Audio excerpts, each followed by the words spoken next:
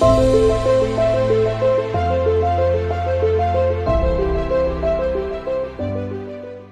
सभी को मेरा नमस्कार। मैं एडवोकेट प्रियंक डेमोले आप सभी का स्वागत करता हूं। देखिए, आजकल ऐसे बहुत से केस देखने को मिलते हैं। हो सकता है आपके आसपास ही आपकी कॉलोनी में आपको देखने को मिल जाए, जहां पर एक बेटा ना तो अपने माता पिता का सम्मान करता है, उल्टा उनसे दुर्व्यवहार करता है।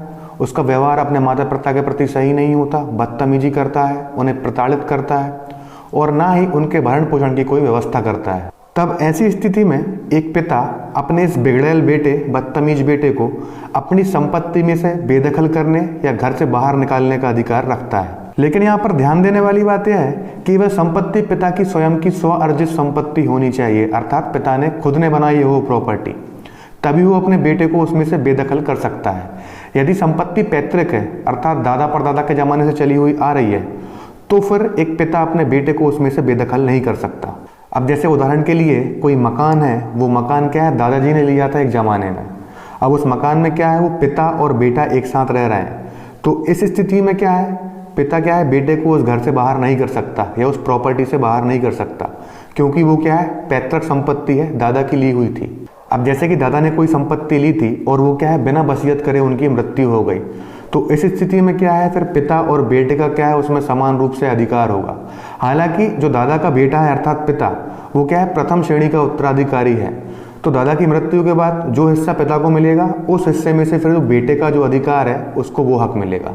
अर्थात यदि पैतृक संपत्ति है तो पैतृक संपत्ति में से फिर कोई भी पिता अपने बेटे को क्या है, बेदखल नहीं कर सकता, क्योंकि उस बेटे का भी अपनी पैतृक संपत्ति में अर्थात अपने दादा परदादा की संपत्ति में अधिकार होता है। लेकिन यदि कोई प्रॉपर्टी पिता ने खरीदी है, जैसे कोई मकान है या प्लॉट है और उसमें रजिस्ट्री में क्या है, पिता का नाम है, तो उस स्थिति में क्या है, यदि बेटा दुर्व्यवहार करता है, भरण पोषण नहीं करता है, पिता का बदतमीजी करता है, तो इस स्थिति में क्या है, अपनी स्वअर्जित संपत्ति अर्थात पिता ने जो प्रॉपर्टी खुद बनाई है, उस प्रॉपर्टी में वो क्या है, बेटे को बेदखल कर सकता है।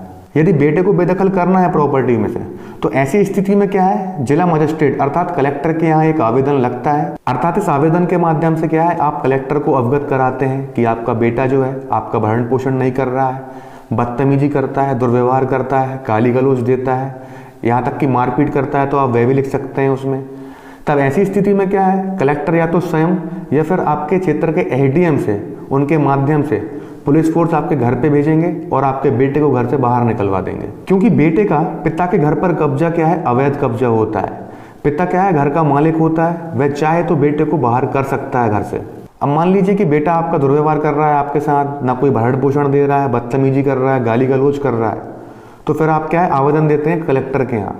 लेकिन यदि कलेक्टर भी आपके आवेदन पर कोई सुनवाई नहीं कर रहे हैं, तो फिर ऐसी स्थिति में आपके पास सिविल कोर्ट जाने का रास्ता खुला हुआ है। आप फिर सिविल कोर्ट जा सकते हैं। एक पिता क्या है, सिविल कोर्ट में स्पेसिफिक रिलीफ एक्ट के तहत क्या है, केस दर्ज कर सकता है और वह पिता अपने बेटे का कब्जा, अवैध कब्जा साबित करके उसे क्या है, घर से बाहर निकलवा सकता है। अब जब ये सिविल कोर्ट कार्रवाई करता है, तो फिर ऐसी कार्रवाई होती है जैसे क्या है, मकान मालिक और किराएदार की होती है। जैसे कोई किराएदार है, आपके मकान में क्या जबरदस्ती बैठा है, आप खाली करने का बोल रहे हैं कि मकान खाली कर दो, वो नहीं कर रहा है।